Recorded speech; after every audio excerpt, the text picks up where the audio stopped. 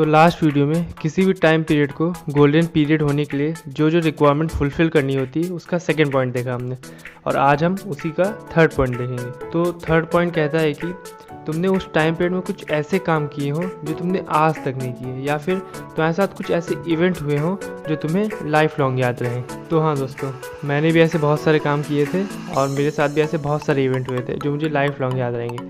तो चलिए एक एक करके देखते हैं।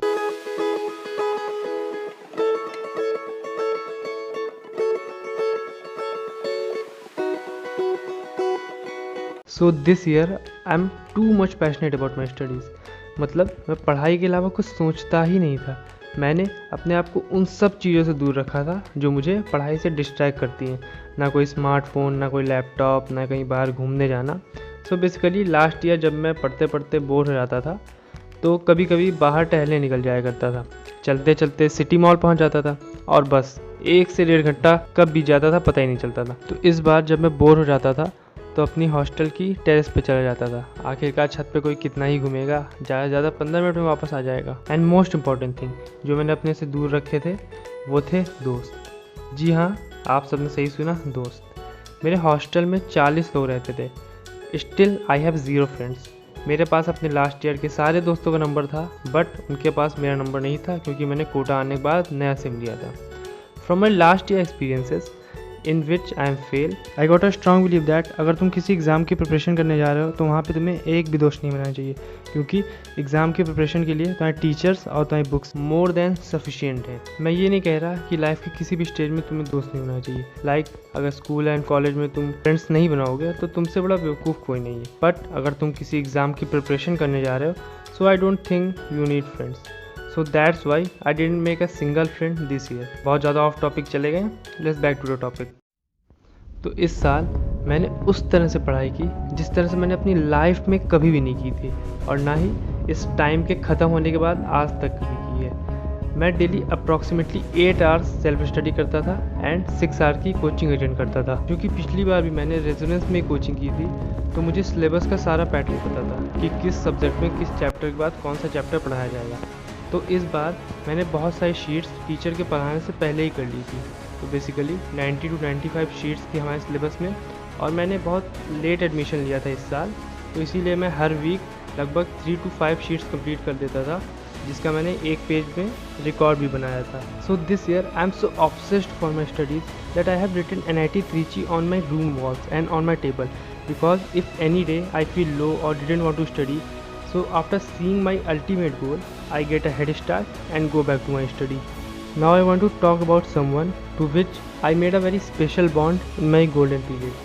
It is none other than the beautiful subject physics.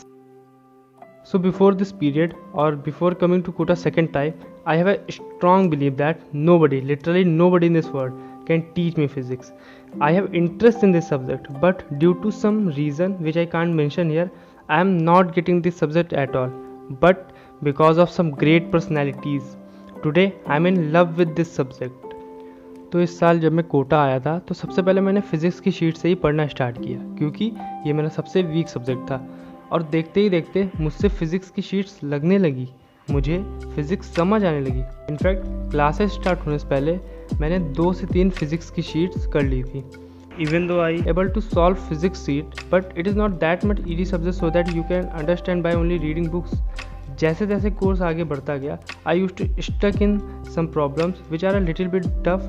तो इन प्रॉब्लम से निकलने में मेरी हेल्प की मेरे फिज़िक्स की फैकल्टी अशोक रानवा सर ने, जिनको हम ARW सर बोलते थे। ARW सर सिर्फ पढ़ाते बढ़िया नहीं थे, बल्कि इन्होंने मेरा एक बहुत पुराना बिलीफ तोड़ दिया था कि concept of physics by SC Verma सिर्फ टॉपर्स को समझ आती है। तो हर जेई एस्पिरेंट की तरह मैंने भी SC वर्मा खरीदी थी, पर कभी लगाई नहीं थी, क्योंकि उस बुक में काफ़ी टफ एंड कॉन्सेप्चुअल क्वेश्चन दिए थे जो कि मेरी बस से तो बाहर थे। ARW सर अपनी हर क्लास में लास्ट में ये बोलते थे कि आज जो भी पढ़ाया है उसके concept of physics SC Verma के क्वेश्चन घर जाकर ट्राई करना, ज़रूर लगेंगे। बस यही बात मेरे माइंड में हिट कर गई और मैं SC वर्मा लगाने लगा।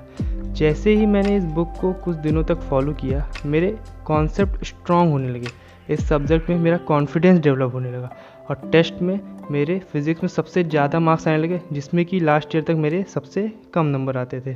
पर इस सब्जेक्ट में ज़ीरो से हीरो बनने तक का सफ़र इतना आसान भी नहीं था।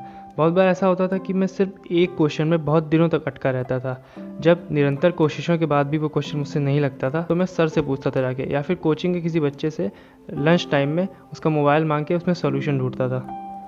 कई बार तो कुछ क्वेश्चन में मैं इतना समय दे देता था कि वो सोने के बाद मेरे सपने में आते थे। एक बार एक ऐसा ही इंसिडेंट हुआ मेरे साथ। मैं वर्क फॉर एनर्जी का एक question S C Verma book से बहुत देर से लगा रहा था, पर वो क्वेश्चन मुझसे लग ही नहीं रहा था। रात के लगभग 3 बज चुके थे तो मैं सोने चला गया क्योंकि सुबह कोचिंग भी जाना था। So I don't know you gonna believe or not, but it's a true incident. मैं वो क्वेश्चन अपने सपने में सॉल्व कर रहा था और मैंने खुद से बोला कि इसको ऐसे ट्राई करो, और जब सुबह उठने के बाद मैंने उस क्वेश्चन को लगाया तो वो मुझसे लग गया। मैंने उस टाइम पीरियड में इतने ज़्यादा फिजिक्स के क्वेश्चन लगाए थे कि मेरा माइंड सोते हुए भी उन्हें एनालाइज करता रहता था। I am too crazy about physics that coaching से आते वक्त रोड साइड में कुछ लोग डिफरेंट कोचिंग्स के पैम्पलेट बांटते थे, जिसमें से 5 या 10 क्वेश्चन फिजिक्स के होते थे। Then I used to collect them all and try to solve all the questions. उसमें से ज़्यादातर क्वेश्चन तो मुझसे लग जाते थे और जो नहीं लगते थे वो मैं अगले दिन जाके अपने सर से पूछता था। तो ऐसे बना मेरा और फिज़िक्स का एक स्पेशल बॉन्ड। भले ही उस टाइम पीरियड में मैं बहुत ज़्यादा मेहनत करता था टूवर्ड्स माई स्टडीज़, तो इसका ये मतलब नहीं है कि मैं पूरे दिन टेंस या डिप्रेशन में रहता था, बल्कि इतनी मेहनत करने के बाद जब मैं रात में सोने जाता था तो मन में एक अलग ही तरह का सुकून होता था। And I was thinking that आज का दिन मैंने वेस्ट नहीं किया, फुल यूटिलाइज़ किया, और कल भी मुझे यही करना है। तो पूरे दिन हार्ड वर्क करने के बाद मुझे जो एक सेल्फ सेटिस्फैक्शन मिलता था ना, वैसा ना मुझे आज तक कभी मिला था और ना ही इस टाइम पीरियड के बाद कभी मिला, क्योंकि वैसी मेहनत मैंने कभी नहीं की। तो आप सब अब मुझसे पूछेंगे कि भाई जब तू इतनी मेहनत करता था तो सिर्फ तुझे NIT जमशेदपुर ही मिल पाया।